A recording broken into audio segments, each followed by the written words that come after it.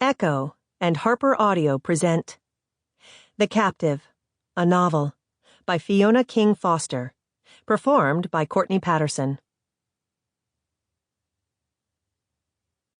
Prologue. The auction was interrupted in the middle of dry goods. Buckwheat flour, pea flour, an exorbitant lot of coconut flour. "Holly would kill for that," Milo said, twitching their bidding card. "Don't," Brooke warned him. They still had to pay for sugar, 50 pounds of it, at least, for the fall preserves. And anyway, their daughter's passion for exotic ingredients was only her latest mutiny. "You already promised her a phone battery." Milo shrugged amiably and lowered the card. The kids were alone at the farm, a few hours' ride away. They had wanted to come, of course. Holly especially, strained against their isolation, living hours outside town. But the four of them couldn't all ride. A hard rot blight had turned half of their last cranberry crop to dry, cotton-filled beads, forcing Brooke to sell 2 horses for cash. They were down to just her old mare, Star, whom Brooke and Milo had ridden together from home that morning, leaving at dawn and planning to stay overnight. Brooke couldn't remember the last time the two of them had been away from the farm together. It would have been when Milo's mother was still alive to watch the kids.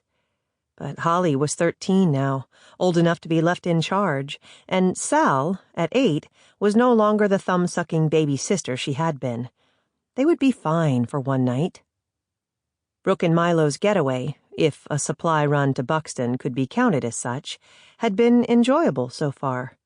People kept finding Milo in the auction crowd, friends, former students, people he'd known for years, gripping his arm and embracing him.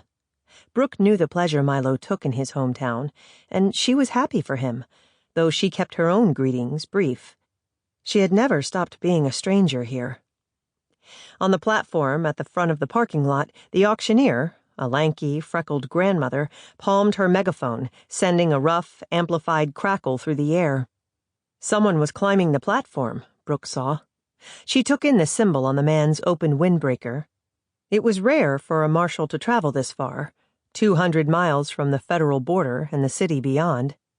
The marshal leaned in and spoke to the auctioneer. There was another crackle from the speakers. "Pause for a warrant," the auctioneer announced briefly. She handed her megaphone to the marshal and folded herself into a chair, sipping bottled water. The energy in the crowd shifted, damped by a current of unease. Buxton had come through secession gentler than most. It was farming country, logging country, and the fight had been distant. Still, they held no more esteem for federal authority than anyone did this side of the border. For a minute, the marshal looked out over the crowd without speaking. Just to make them uncomfortable, Brooke thought. Even now, 30 years since the rural territory seceded, 25 since their hard-won sovereign government dissolved, the feds still acted like they had power. That smug tightness around the mouth. Not just the man's windbreaker, but his T-shirt and ball cap both bore the crest of the federal government. "Do they make undies, too?" someone called out, to a skim of laughter. The marshal sighed and lifted a paper, reading his text into the megaphone slowly, as if to children. "Addressed to residents of the unincorporated village, known historically as Buxton. A fugitive is believed to be in your area. Local households are warned this man may try to obtain a vehicle or horse. He is dangerous and possibly armed.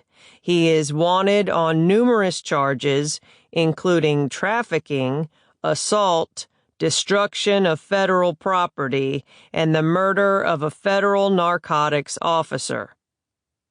Conversation around Brooke and Milo began to resume. The feds had no jurisdiction in the ceded territories, but they claimed the right to prosecute offenses against themselves. Everyone in the parking lot knew this marshal wasn't here out of concern for local households. Federal property had been damaged and a federal officer killed. That was all. "There's a bounty," the marshal said, no longer reading from his paper. "We're Sample complete. Ready to continue?